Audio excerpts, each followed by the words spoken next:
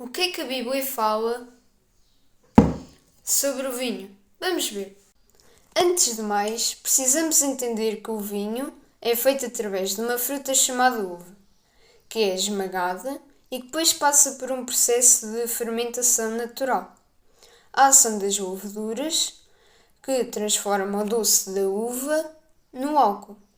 Já agora, as leveduras são pequenos micro-organismos que demoram em média 30 dias a formar o álcool no vinho. A sociedade proíbe o consumo do vinho e outras substâncias alcoólicas a menores de 18 anos.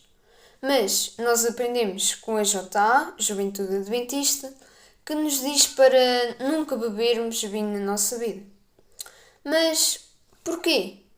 Nós sabemos que o álcool é uma das substâncias que mais pode viciar e daí podemos ter muitos outros problemas. Vamos começar por ler alguns versículos que nos falam sobre esta bebida, o vinho. Vamos começar por Provérbios 20, versículo 1, que diz: O vinho é zombador e a bebida fermentada provoca brigas. Não é sábio deixar-se dominar por elas.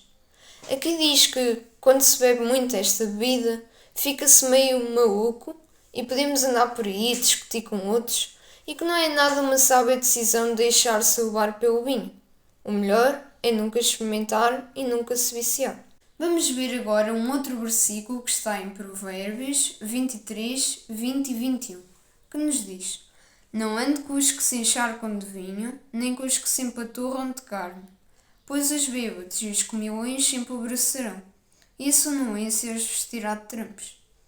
Aqui diz para não andarmos com más companhias que nos convidam para ir beber, pois isso aí é um mal que nós vamos entrar, como aqui diz, que traz pobreza.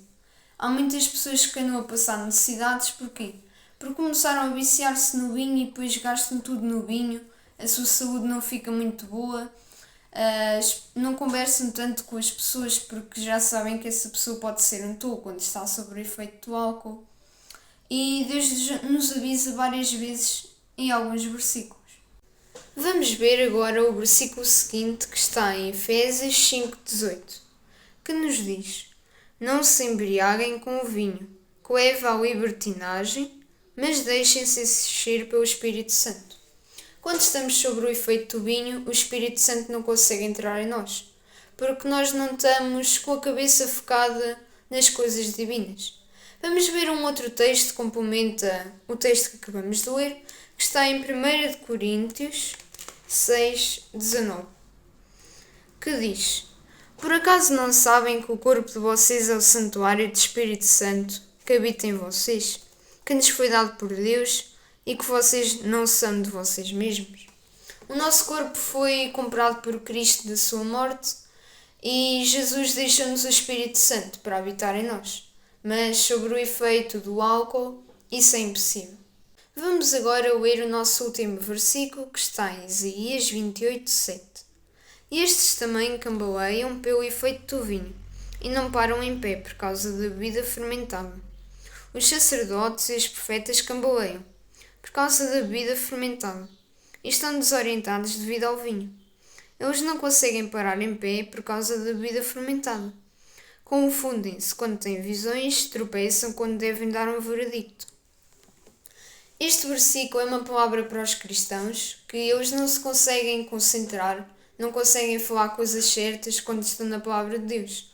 Aqui é o caso dos sacerdotes que confundem-se nas palavras que estão a dizer, já não sabem o que é que estão a dizer, por isso nunca devemos dar muito ouvido às pessoas que estão embriagadas. E aqui fala também que uma pessoa parece que não sabe parar, está quieta, parece que não consegue pensar, faz tudo às 3 pancadas. Agora queria acabar com uma história bastante conhecida de Daniel, que quando Daniel e os seus amigos foram selecionados para servir ao rei, Daniel recusou a alimentação que lhes tinham dado, que era a mesma comida que serviam ao rei, que incluía vinho, carnes, e Daniel recusou. E eu tinha dito ao copeiro: olha, vamos fazer assim, você dá-me só vegetais durante 10 dias e vamos ver o que é que vai acontecer, se eu fico mais fraco ou não.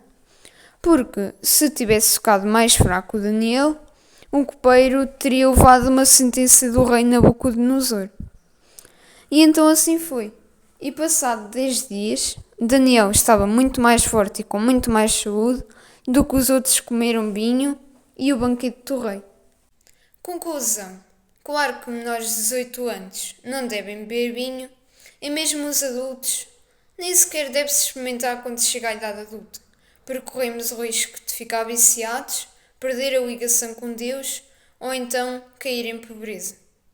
Que Deus esteja com vocês e que possamos ter uma saúde melhor com os ensinamentos que Deus nos dá.